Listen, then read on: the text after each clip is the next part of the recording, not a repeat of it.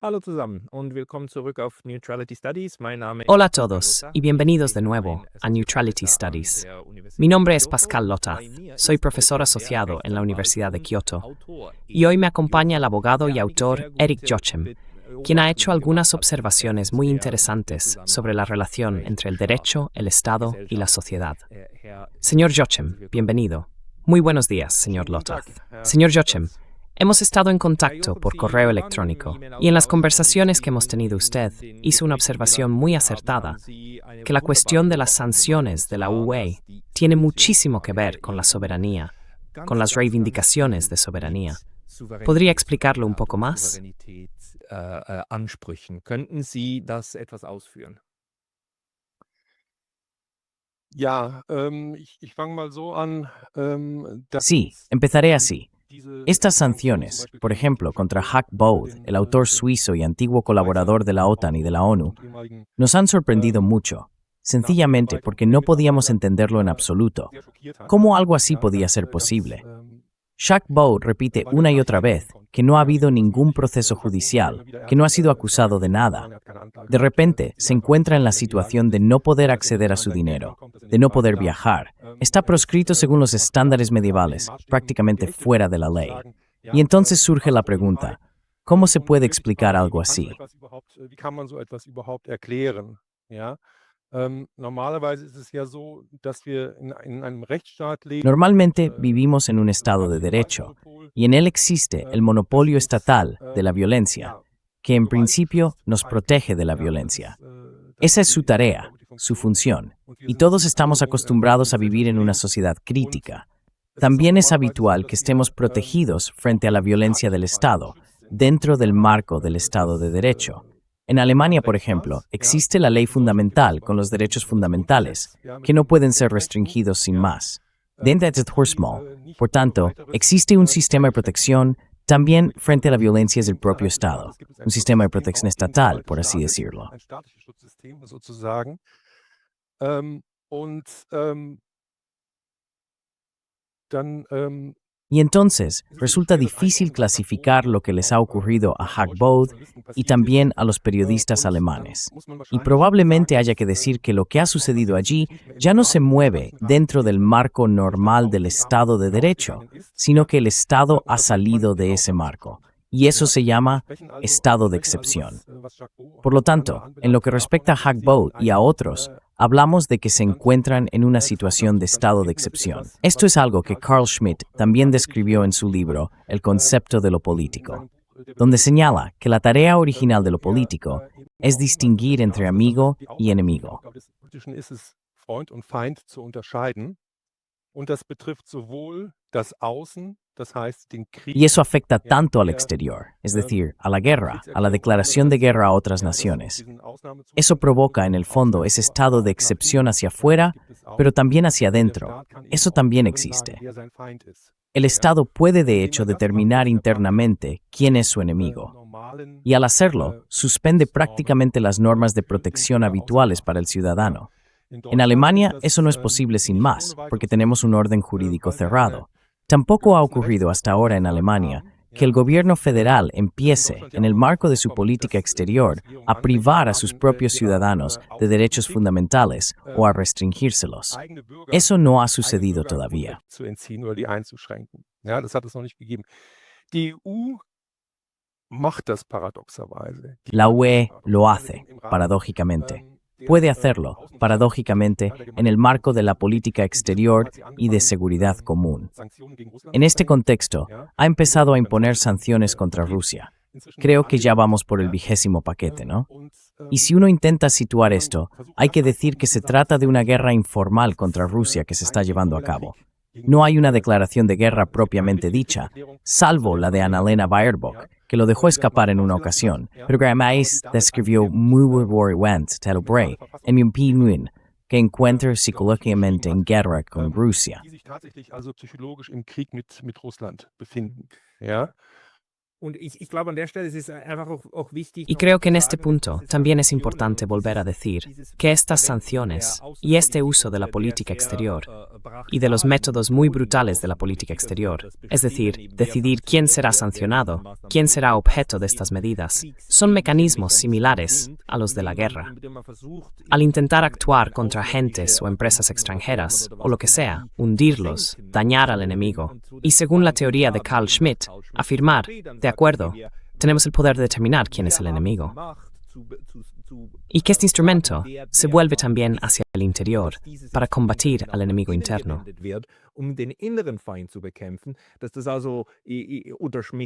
Esto significa, según la filosofía de Schmitt, que la UE se arroga el derecho de determinar quién es amigo y quién es enemigo para todos los Estados miembros, y en última instancia, de apropiarse de esa soberanía estatal, del mismo modo que se apropió del monopolio sobre el espacio aéreo de los Estados europeos.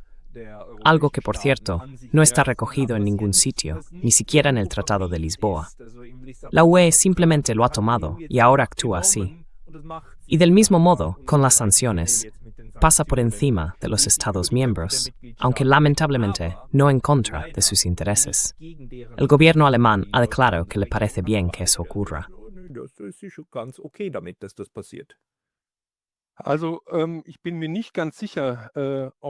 Bueno, no estoy del todo seguro de si se trata de una apropiación por parte de la UE o si más bien está implícito en el hecho de que efectivamente es competente en materia de política exterior y de seguridad común. Eso se deriva de su propia concepción. Pero la pregunta es, ¿quién puede impedírselo? Sí, según los tratados. No es que carezca de base jurídica. Los ministros de Asuntos Exteriores adoptan decisiones en el marco de esta política exterior y de seguridad. Y esto es muy importante. Es el Consejo de la Unión Europea, no la Comisión, quien lo hace. Exactamente, son en la práctica los ministros de Asuntos Exteriores quienes lo hacen. Sí, pero dentro del marco de la UE.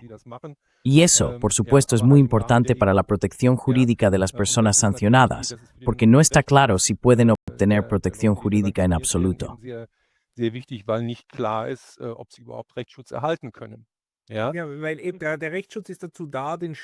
Sí, porque precisamente la protección jurídica existe para proteger al ciudadano, no solo frente a otros ciudadanos, sino también frente al Estado. Y precisamente la teoría de Thomas Hobbes, el Leviatán, es decir, el monopolio del poder, pero también los derechos de defensa de los ciudadanos frente al Estado, que pueden reclamarse ante los tribunales y están muy elaborados con diferentes instancias y posibilidades. Y precisamente ese Estado de Derecho, esa protección jurídica, esas distintas capas, se han anulado por completo. Se ha buscado un rodeo, y a través de la política exterior, ahora se persigue a estas personas. Del mismo modo que también se intenta perjudicar a personas en el extranjero mediante este instrumento. Y eso, desde el punto de vista del Estado de Derecho, es sumamente problemático, ¿no? Rechtsstaatlich gesehen höchst prekär, oder? La cuestión es simplemente la siguiente. Cuando se está en estado de excepción, ya no se está bajo el Estado de Derecho. Si quiere entenderlo de forma muy clara, si el gobierno federal declarara hoy la guerra a Rusia, usted no tendría ninguna posibilidad de impugnarlo judicialmente.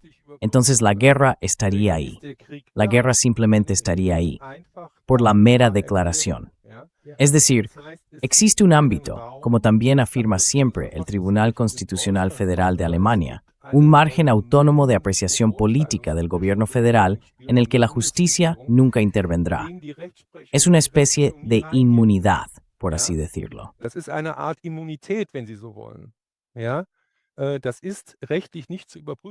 Eso no puede ser revisado jurídicamente, dice el Tribunal Constitucional Federal.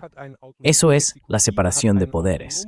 La política tiene un ámbito propio. El poder ejecutivo tiene un ámbito autónomo que no puede ser revisado jurídicamente. Y podría ser que aquí ocurra lo mismo, que la UNOE tenga un ámbito autónomo debido a que se le ha transferido la política de seguridad y defensa. Posiblemente tenga un ámbito soberano propio. Ahí llegamos al término, sí. Y ese no es controlable. No es controlable. Es Deus ex machina, o como quiere usted llamarlo. Sí, eso es lo absoluto. Sí, es el rostro desnudo del poder, si se quiere. das blanke Angesicht der Macht, wenn Sie so wollen. Richtig, also es entwächst aus der Macht natürlich. Exacto, surge naturalmente del poder, y por eso es un proceso político. Por otro lado, tiene usted razón. Cuando un Estado declara la guerra está ahí, punto. Pero según la comprensión jurídica, también la del derecho internacional, en el momento en que se declara la guerra, o ésta existe de hecho, entra en vigor el derecho de guerra, o, como se llama hoy, el derecho internacional humanitario. Así que no se trata de un espacio sin ley. Simplemente se aplica otra práctica que debería ponerse en marcha. Praxis, die dann angewendet werden sollte. Jetzt in dem Fall mit den Sanktionen aber. Ahora, en el caso de las sanciones, pero creo que ahí todavía no hemos desarrollado nada. O se podría argumentar que las personas sancionadas deberían en realidad quedar bajo el derecho internacional humanitario. Creo que esa es una cuestión muy académica, si puedo decirlo así. Bien, podemos dejarlo de lado, pero se trata más bien del ámbito jurídico. ¿Qué derecho se aplica? Porque incluso si estalla una guerra, en principio sigue vigente el derecho internacional humanitario. ¿Hasta qué punto se puede desactivar ese mecanismo? Y aún así, la gente sigue siendo asesinada. Sí, pero el derecho internacional humanitario, Monsieur Matar, lo limita. Ja, das ist also, ich meine, insoweit ist also ich meine, und im Sí, sí. Quiero decir, en tiempos normales no se les permite matar. Sí, correcto. La prohibición de matar queda así suspendida. La prohibición de matar hacia el exterior queda suspendida. Luego pueden seguir discutiendo qué pasa con los civiles, que en las guerras modernas siempre se ven afectados, casi automáticamente. Y eso también vale hacia el interior. También en el interior rige el estado de excepción. Es decir, quien sea expulsado o declarado culpable de colaborar con el enemigo quedará sometido a ley marcial interna bajo condiciones más severas y ya no tendrá una protección jurídica. Auch keinen normalen Rechtsschutz mehr haben. Ja, das ist, da gibt es dann eigene Prozeduren. Existen entonces procedimientos propios, como ocurrió con Filbinger, el antiguo ministro presidente de Baden-Württemberg, que en los últimos días de la guerra aún mandó ejecutar a algunos soldados por deserción o algo parecido dentro del país. Y eso era derecho, por así decirlo. Era derecho para nosotros, sí. Sí era legal, sí. Por tanto, es difícil captar estas cosas. Yo diría que en cierto modo realmente salimos del orden jurídico normal. Y luego, gradualmente, quizás se pueda decir, si usted afirma que el derecho internacional humanitario sigue siendo aplicable, así es, que se trata, por así decirlo, de atenuaciones, sí. Das ist so. Das sind Abmilderungen sozusagen, ja. Es ist nicht ganz. No es exactamente la selva, sino que también allí hay reglas. Se intenta encontrar reglas, pero la violencia está permitida. La situación ya no está contenida. Si uno respeta o no el derecho internacional humanitario, quizá también depende de si quiere ganar o no. Sí, el señor Trump, en determinadas circunstancias, no necesariamente lo respetaría. Quiero decir, hace poco, exacto, el señor Berger escribió algo en Nachdenkseiten sobre Estados Unidos en Alepo, sobre cómo bombardearon la ciudad hasta destruirla. Allí estaba la población civil. Sí, simplemente murieron. Sí, todo eso es completamente desproporcionado, en realidad. Está, pero...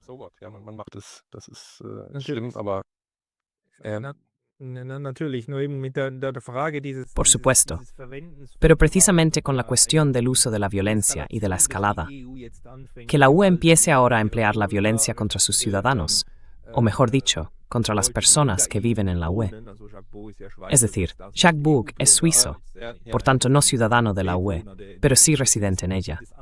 Que empiece a hacer eso y en ese sentido delimite al enemigo y se arrogue ese derecho. Y además ya haya anunciado que podría seguir más.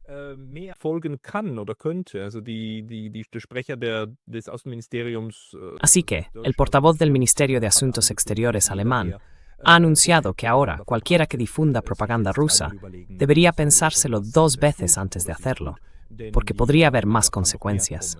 Por lo tanto, está sobre la mesa la posibilidad de que esta visibilización del enemigo continúe. Y ya lo hemos visto en otros estados de excepción, especialmente durante la pandemia de coronavirus, creo. Cuando uno se pregunta quién sigue teniendo derecho a protección jurídica y quién acaba simplemente siendo atropellado por el sistema. unter die Räder kommen. Ja, ja, ja, natürlich. Das ist ein Sí, Mechanismus, por supuesto. der da Es läuft, un vor mecanismo que allen está en Dingen marcha, sobre todo a über die través de la Moralisierung. Ja, moralización. das heißt, über Es decir, Schwarz-Weiß, mediante Listen, mecanismos ja, de das blanco heißt, y die negro. Politik wird La política se moralisiert, moraliza weil aus para poder dem ejercer eine violencia. selbstermächtigende Eso es, Wirkung. por Das supuesto, war ja también Corona una letzten Endes autoafirmación del auch poder so, dass man das Gefühl político. hatte, Con el es war coronavirus fue al fin y al cabo lo mismo. Politikern eine Se tenía la große Freude, sensación de que a ciertos die Kamera políticos aufgeführt les daba un gran zu sehen, placer ja, verse frente a la cámara diciendo, read my estáis lips, pendientes de ja, mis was ist die palabras, nächste read Maßnahme? my lips. Ja, ¿Cuál será la das próxima ist medida? Selbstermächtigung, Eso es diese autoafirmación, auch también in por der parte de los Politiker. políticos. Ähm, ¿Por qué hace eso Lauer? Warum ¿Por macht qué él se apropia de das? esos Warum derechos o, reißt como usted dice, se los diese arroga? Rechte Yo diría que dieser los Umgang, ejerce. sie reißt sie an sich, ich würde sagen, sie übt sie aus, ja. Man könnte ja sagen, es gibt eine gewisse Hemmung, diese Dinge Se auszuüben, podría weil man decir eben aus einem que Rechtsstaat kommt, existe ja. cierta Kommen wir inhibición dazu, para wie gesagt, ejercer este man tipo de spekuliert cosas, auch, dass es porque uno proviene de un Estado de derecho. in gewisser Weise ¿Cómo unverhältnismäßig llegamos ist, a aplicar de beziehungsweise eben repente tales medidas? auch Todo el mundo se ja da nur cuenta de que en cierto modo es Schaden verursachen, desproporcionado, also que en der el Effekt fondo ist solo so, pretende dass causar quasi daño, Russland es dann decir, schlechter el dasteht oder efecto so, de que ja, weil Rusia jetzt quede en peor so posición o algo así, eben porque ahora se le quiere letzten prohibir Endes hablar a soll Shagbo, al final se le margina. ausgegrenzt. ¿Por qué hace eso la UE? Warum macht Y yo diría, warum en macht ese sentido que haría la razón, ich würde la sagen, dass UE lo hace unser para mostrar Souveränität, su also soberanía. die EU Así tut lo das, diría um yo. ihre Souveränität zu También todas zeigen. las sanciones contra Ja, Rusia. letzten Endes, so würde ich das sagen, ja. Auch die ganzen Sanktionen gegen Russland, die EU formiert sich und die EU hat diesen Krieg La gegen Russland UE se está configurando y está utilizando esta guerra contra Rusia para volverse soberana, ejerciendo extensivamente esos derechos de soberanía. Esa es la política exterior común. Ustedes tuvieron con ustedes al diplomático húngaro, que contó cómo Hungría también participa en las sanciones para no poner en peligro la política exterior común. En parte, Hungría actúa contra sus propios intereses, pero participa si England Sanforns con Rusia. Existe una dinámica en la que Buramit intenta liberarse como una entidad soberana. Le envío un enlace, es un extracto del diario de Alberto Spinelli. Aus dem Tagebuch von Alberto Spinelli, das ist ein ehemaliger Kommissar. Ese es un antiguo comisario de las comunidades europeas, es decir, de los años 50 y 60. En 1953 escribió, la UNE depende de que la Guerra Fría continúe. Esa es prácticamente su razón de ser, es decir, es una hija de la Guerra Fría. Y dijo que si la UN quiere establecerse definitivamente, necesita una guerra contra la Unión Soviética y que debemos librarla en el momento adecuado. Eso lo dijo en 1953. Sí, y eso significa que lo que tenemos ahora, en realidad, es que la ULA intenta volverse soberana. Intenta, por así decirlo, está en busca de su identidad. Sí, la soberanía y la identidad también tienen mucho que ver entre sí. Souveränität und Identität hat auch viel miteinander zu tun. Es hat übrigens unser Freund, Por cierto, nuestro amigo, si puedo decirlo así, Josep Borrell, en su famoso discurso del jardín también dijo, "It's the identity, stupid". Eso fue lo que dijo allí. Y ya entonces se trataba de Rusia. Claro que se trataba de Rusia. Europa es el paraíso, el jardín es el paraíso. Y allí argumenta precisamente que aquí ha estallado una lucha de identidades, prácticamente con la guerra de Rusia o con la guerra de Ucrania. Y yo he dicho desde el principio que se trata de una guerra de soberanía que libra a Rusia, porque está luchando por su propia soberanía. Es decir, por poder decir, no quiero a nadie en mi frontera que pueda amenazarme de tal manera que pueda chantajearme. Eso es, en última instancia, la soberanía. Mantente alejado de mis fronteras. Das ist ja die Souveränität letzten Endes, bleib mir weg von meinen Grenzen, ja. Y también es una guerra anticolonial. Pero esta guerra por la soberanía, a su vez, despierta en la UE aspiraciones de soberanía. Y por eso la UE necesita también esa amenaza de Rusia, que en realidad no existe. Es decir, Rusia no quiere atacar ni a la UE ni a la OTAN. Pero en la retórica, la UE tiene que decirlo, porque de otro modo no alcanzaría la soberanía. Se define por oposición, por así decirlo. Necesita a ese adversario contra el que afirmarse para llegar a la soberanía. Y en realidad se trata de un proceso de búsqueda de soberanía. Además, tenemos a Alemania, que también intenta volverse soberana. Alemania no es soberana desde 1945, lo sabemos todos, con Estados Unidos presente en su territorio. No, todavía hay varias decenas de miles de tropas estadounidenses. Pero si en lugar de llamar las fuerzas de ocupación las llamas aliadas, entonces todo está bien. Todo es una cuestión de encuadre. Alles in Framing, aber gut. Ja, ja, genau, gut. Das ist, genau. Also, wie Pero man bueno, das nennt, ist sí, eine andere Sache. Also, exactamente. was, ¿Cómo se llama eso es otra cuestión? Lo que vi hace poco, el señor Scherpenberg, para mencionar al autor, ha escrito un libro sobre la megalomanía alemana, y dice que los estadounidenses están estacionados en Europa, o más precisamente en Alemania. En realidad, el trasfondo de eso es que Alemania y Francia no se agarren del cuello. Dass sich Deutschland und Frankreich nicht an die Gurgel gehen. Das ist auch die These von anderen von Esa es también la tesis de estadounidenses como John Mearsheimer, que Estados Unidos sigue siendo un equilibrador externo, como suele decirse. Es decir, que mantiene a los europeos más o menos unidos entre sí y también alejados de los... En realidad, debería ser del interés de Rusia que eso no cambie. Pero dejémoslo así por ahora. Aber lassen wir das mal in den Raum. Genau, das ist noch so eine andere Sache. Ich wollte das Exacto, ese es otro asunto. Quería incluirlo también en una. Así que ahora tenemos a la URE, que intenta volverse soberana, es decir, quitar soberanía a los estados nacionales para volverse soberana por sí misma. Alemania intenta volverse soberana. Seré la mayor potencia militar de Europa, dice el señor Merz, algo que después de 1945 era completamente impensable. ¿Cómo hemos llegado a esto? ¿No tenemos acaso una historia al respecto? Para repetirlo, ya tuvimos el gran marco de Spinelli. Retrocedamos un poco a la época francesa, al tiempo de la ocupación alemana en Francia. ¿Cómo justificaron los franceses la colaboración en Francia? Decían, Alemania está construyendo la nueva Europa. Da hat man gesagt, Deutschland baut das neue Europa. Ja. Ja, Deutschland baut das neue Europa und der Krieg. Alemania está construyendo la nueva Europa, y la guerra contra Rusia es la guerra por Europa, por la civilización, contra los asiáticos y las hordas. Pero allí ya tenemos la idea de Europa bajo liderazgo alemán en Francia, cabe señalar. Y eso es, en el fondo, este doble juego. Quiero decir, ¿qué es la UE? La UE, en última instancia, se puede discutir, quizá no nominalmente, pero es Alemania. En realidad, la UE es el disfraz de Alemania. Es decir, vi schaust que tú es la URWERS, en da fluyes Alemania. Souveränität, die da zur EU fließt, ja, die fließt eigentlich zu Deutschland. Diese gemeinsame Außenpolitik gegen Russland und so weiter und so fort. Esta política exterior común contra Rusia y así sucesivamente es, en realidad, una política alemana. Es decir, Alemania también se eleva, por así decirlo, sobre la amenaza rusa para poder restablecer de algún modo el estado anterior a 1945. ¿Y por qué puede hacerlo Alemania? Pues se trata de un proceso bastante complejo en realidad, porque a partir de 1990 empezó a presentarse de forma muy intensa como anti-antisemita y a despedirse de su pasado nacionalsocialista. Ayer, por casualidad, encontré un texto mío de 2014 en el que este tema ya aparecía. 2014 von mir gefunden, wo das schon ein Thema war, dass man sich eben, also indem man hat Beate En 2014 se concedió la Cruz Federal al mérito a Beate Klarsfeld, la mujer que abofeteó a Kissinger por su supuesta implicación con los nazis. Alemania, hay que saborearlo para creerlo, otorga la Cruz Federal al mérito a Beate Klarsfeld, quien en su momento abofeteó públicamente al representante de la República Federal de Alemania. Y así llega esto hasta el punto de decir, mostramos al mundo que el nacionalsocialismo fue algo terriblemente malo, pero también decimos, mea máxima culpa. Somos un ejemplo para el mundo en esta condena de lo que fue. También forma parte de la razón de Estado. Deshalb ist Israel auch Staatsräson, ja. Und nur für alle, die das Y solo para todos los que escuchan esto, en un idioma que no es el alemán, el canciller federal de Alemania dijo literalmente que la existencia de Israel es una razón de Estado para Alemania. Así que no es una exageración. Eso fue lo que dijo. Eso fue lo que dijo la señora Merkel.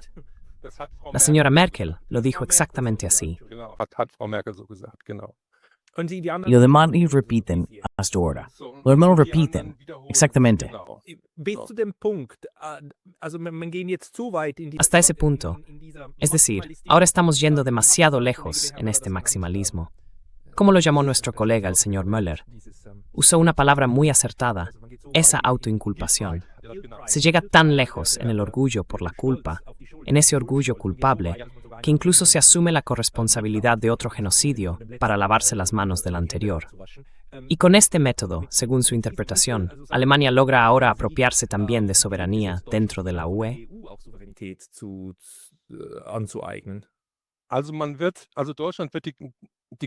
Así que Alemania va a construir el mayor ejército, quiere construirlo. Pero no lo utilizará por su cuenta, sino como mucho a través de la UE. La UE también es responsable de la política comercial, y entonces la UE tendrá que, ya lo ha anunciado, proteger las rutas comerciales en todo el mundo, y así sucesivamente. Y ahí Alemania estará encantada de poner las tropas de la UE a disposición. En definitiva, es un juego, al fin y al cabo. Ja, das ist also so ein Spiel letzten Endes. Deutschland sagt, ich bin eigentlich, ihr wisst ja, ich habe mich vom Alemania dice, en realidad, ya sabéis, me he despedido del nacionalsocialismo y no tengo intereses propios. Eso lo hace solo la UE en su misión de paz. Ella es la que puede hacerlo, por así decirlo. Es una jugada indirecta, en última instancia. Esa es la continuidad de la Segunda Guerra Mundial, que ya en Francia existía esa justificación. Nosotros hacemos Europa, ellos hacen Europa. Y la agresión alemana es solo en nombre de Europa. Creo que Feldtorare es tan importante para Alemania.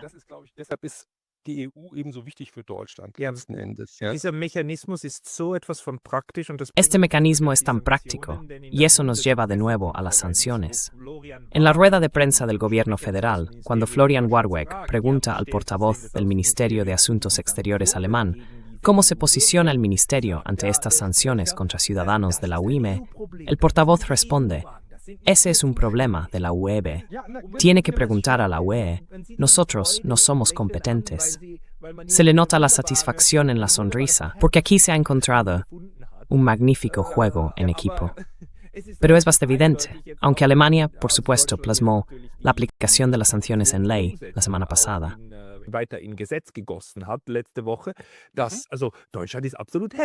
Además, Alemania está absolutamente encantada de que eso venga de la UE, o mejor dicho, de participar directamente en ello. Y aquí se puede identificar al enemigo interno y señalarlo con el dedo. Y también sabemos que para Francia, es decir, Nathalie Jamp fue elegida por los franceses para estar ahora en la lista. A quien eligió Indogro probablemente fue otra vez Alemania.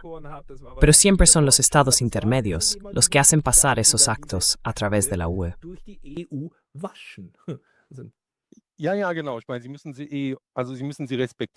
Sí, exactamente. Quiero decir, hay que respetarlas. Son de aplicación directa. Es decir, tienen validez inmediata, creo. Pero eso significa que también hay otra directiva, me parece, que dice, tenéis que tomar medidas para que nuestras sanciones tengan efecto, por así decirlo, y no se eludan. Sí, y eso es ahora la aplicación, por así decirlo. Algunos dicen entonces que eso es un delito, como en Alemania, con más pena de prisión si le das 10 euros a Jacques Pau. Y en otros países, en cambio, es solo una infracción administrativa, lo cual es una gran diferencia.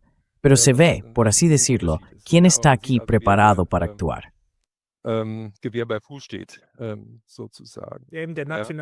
statsstaten establishter vet sin åsnare ord hur oemend i Tyskland. Exacto, sí. Y por otro lado, el Estado Nacional es al mismo tiempo la UE, el soberano. El soberano es la UE, pero está dirigida. Y tenemos, si se fija en Hungría, Hungría participa en la política exterior común de la UE y deja sus propios intereses en segundo plano, porque se trata de un proyecto común. Imagínese que Alemania hubiera dicho, hazlo. Eso vendría de Alemania, directamente de Alemania a Hungría.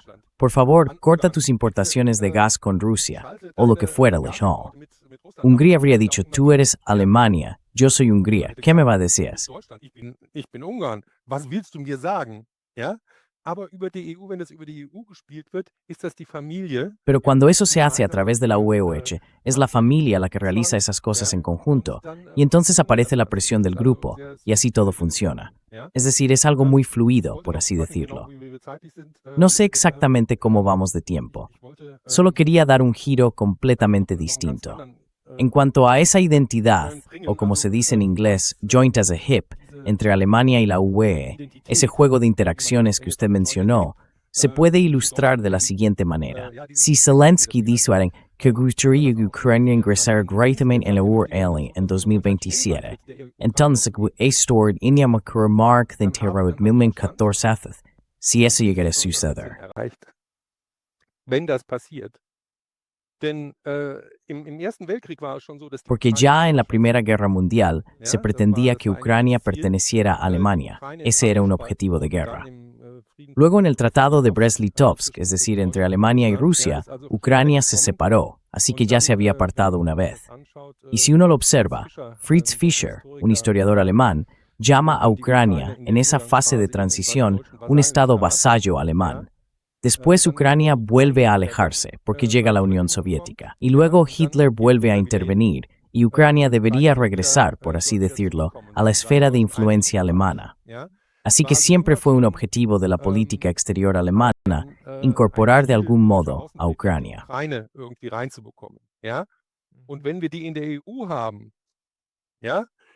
Y cuando los tengamos en la UE, entonces las empresas alemanas se irán allí.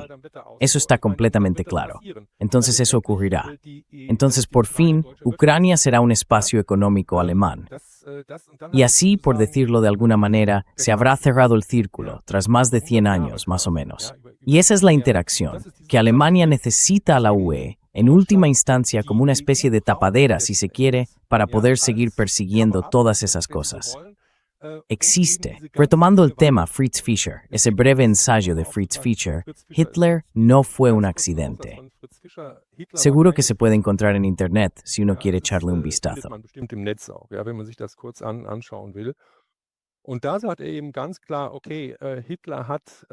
Y ahí él dijo, muy claramente, de acuerdo, Hitler, es decir, en particular la ideología racial, o mejor dicho, los excesos de la ideología racial con el exterminio de los judíos y demás, en eso es una excepción, posiblemente.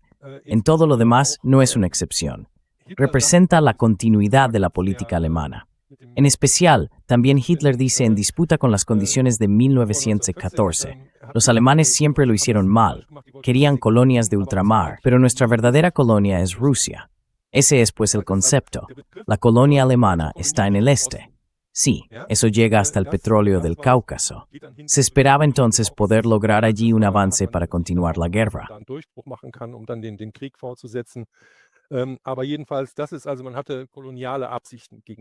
Pero en cualquier caso, existían intenciones coloniales hacia Rusia, por lo que Rusia todavía hoy tiene de algún modo la impresión de que hay una continuidad, si se observan todas las conversaciones sobre división y reparto, etc. Esa expresión de que Hitler no fue un accidente se puede utilizar perfectamente para decir Alemania concentra todo en Hitler, y al dejar de lado toda esa política colonial hacia el este, el tema ni siquiera se aborda. Solo se habla de la persecución de los judíos y del Holocausto. Ese es el tema alemán. Eso es lo que se dice. Y al presentar a Alemania esa cuestión como un problema singular y demostrar credibilidad en ese punto, todo lo demás, toda la continuidad en la que se situaba Hitler, deja de ser un tema.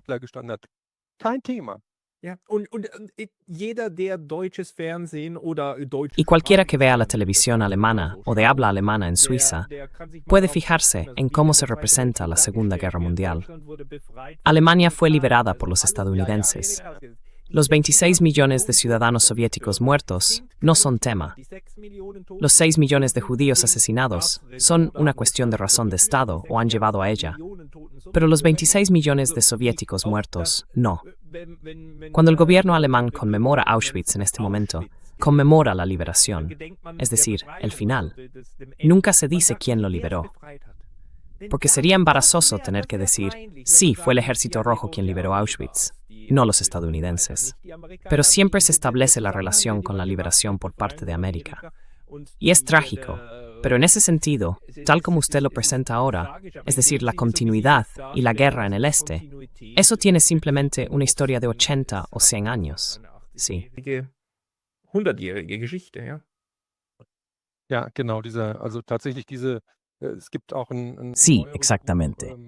También hay un libro más reciente, no recuerdo ahora el autor, pero trata sobre la guerra de exterminio. En Alemania se dice también de forma oficial que es un término histórico, la guerra de exterminio contra Rusia. Así que no se trata de una guerra normal, sino de una guerra de exterminio. El objetivo era matar a 30 millones de rusos. Ese era el propósito, crear espacio, eliminar a los comedores. Ese era, por así decirlo, el plan en el este. Y es más, si se mira así, el oeste estaba pacificado, Francia ocupada, entonces se emprendió la ofensiva contra Rusia.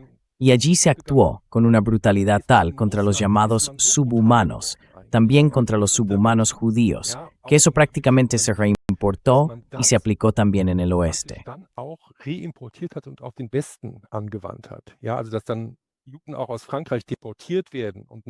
Así que también se deportó a judíos desde Francia y se los llevó a Auschwitz y otros lugares. Es decir, durante la campaña rusa, Alemania perdió su papel. Ahí se produjo, por así decirlo, la pérdida de civilización, de la que fueron víctimas también muchísimos rusos, no solo judíos. Si eso por supuesto se oculta, tiene usted toda la razón, y se tergiversa. Sí, eso es casi orwelliano. Reescribimos la historia así, sin más. Sí, y esas son las cosas que pasan. Pero con la guerra de Ucrania, al menos a mí me ocurrió así. Cuando empezó la guerra de Ucrania, pensé, no sabía que se podía mentir de esa manera.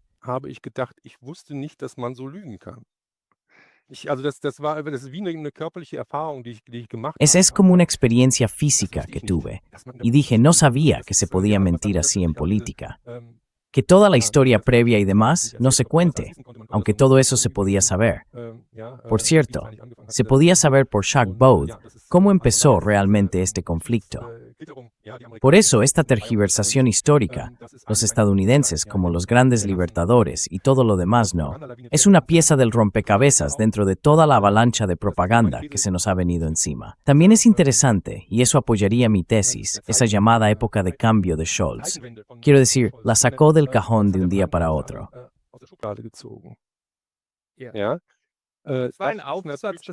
Fue un artículo en Foreign Policy o Foreign Affairs donde lo publicó. Vale. Creo que sí, si no recuerdo mal.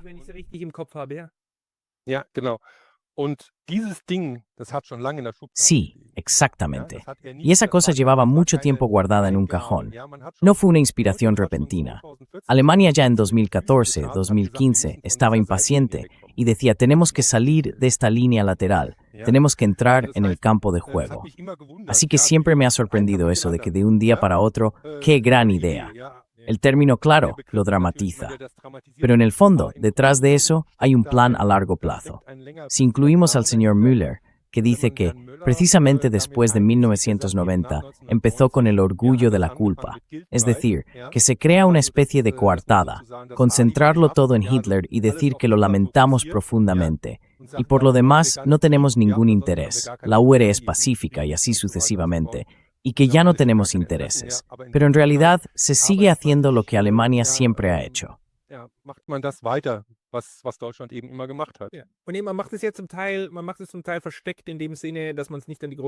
Y en parte se hace de forma encubierta, en el sentido de que no se anuncia a bombo y platillo.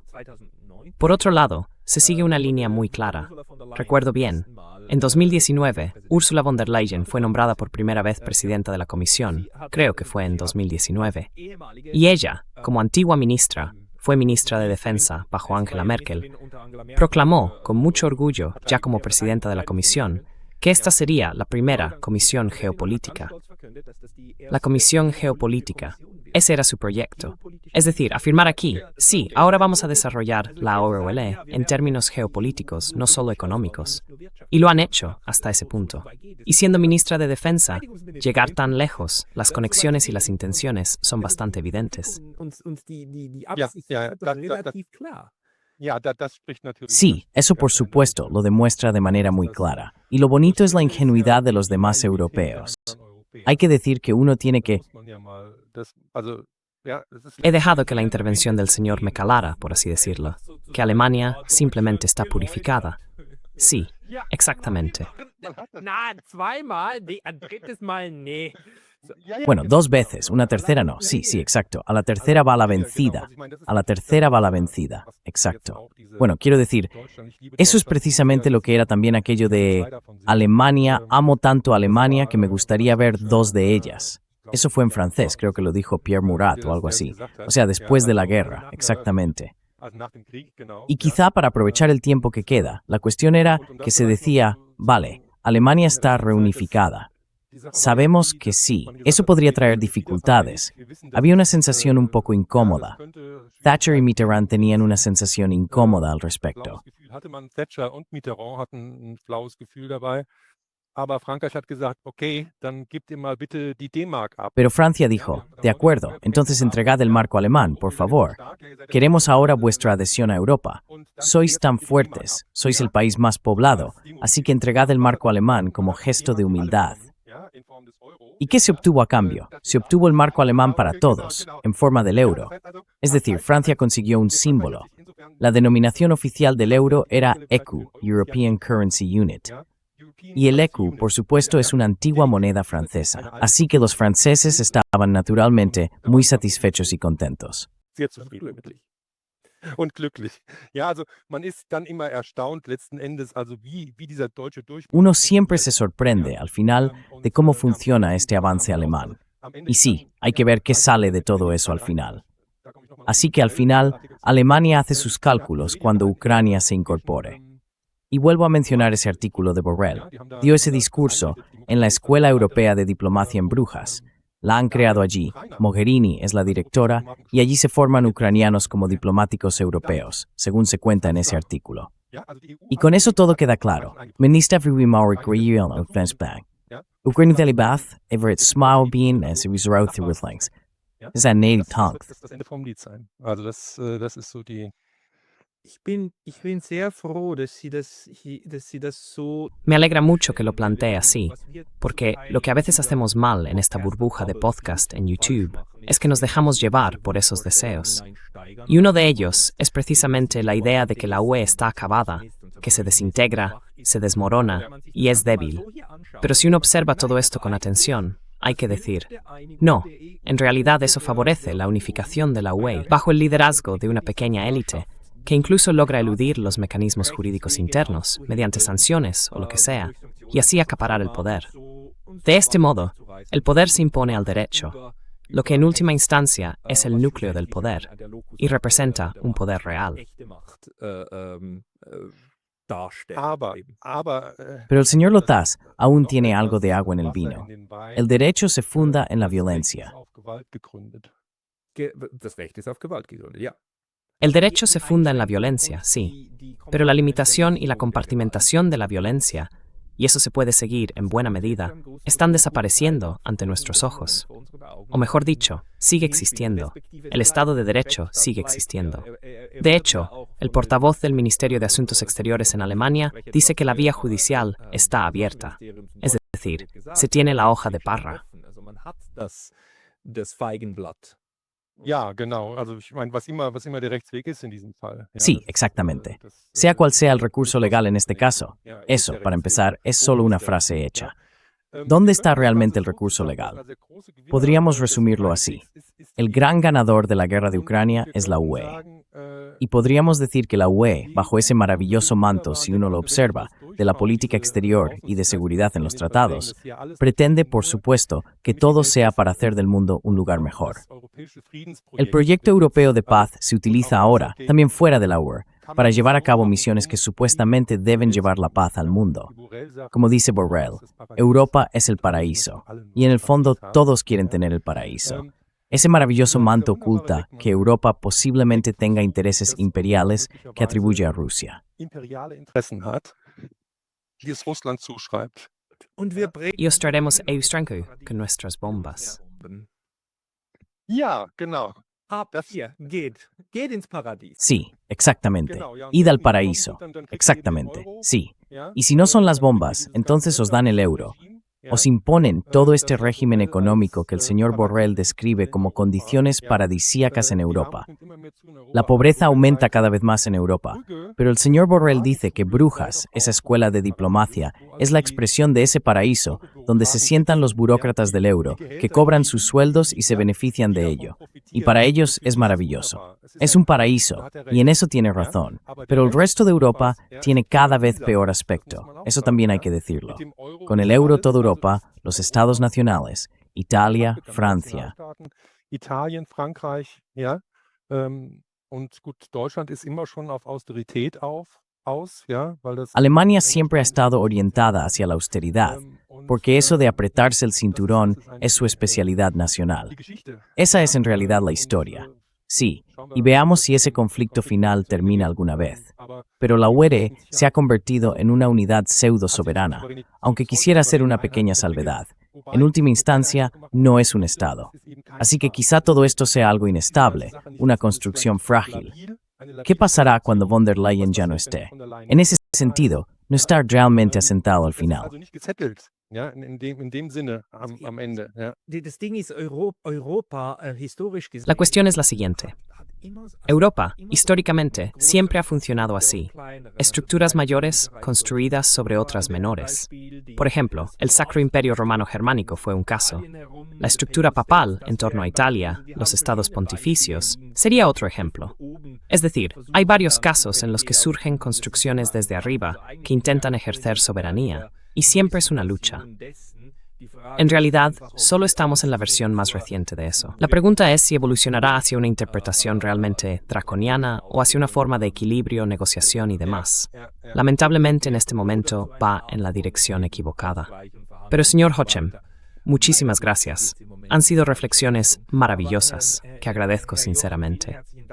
Para quienes quieran leer más de usted, ¿a dónde deberían acudir? Leute, die mehr von Ihnen lesen möchten, wo sollen die hingehen? Also ich habe veröffentlicht eigentlich auf Makroscope. Bueno, he publicado, en realidad, en Macroscope. Es una revista económica en la tradición keynesiana, por así decirlo. Y en los Nachdenkseiten, donde también se puede encontrar justo ayer mi artículo sobre Jacques Bourg. Allí bajo mi nombre también se pueden encontrar textos antiguos de 2014 sobre la guerra alemana, la normalidad alemana, de vuelta a la guerra. Allí se puede encontrar eso.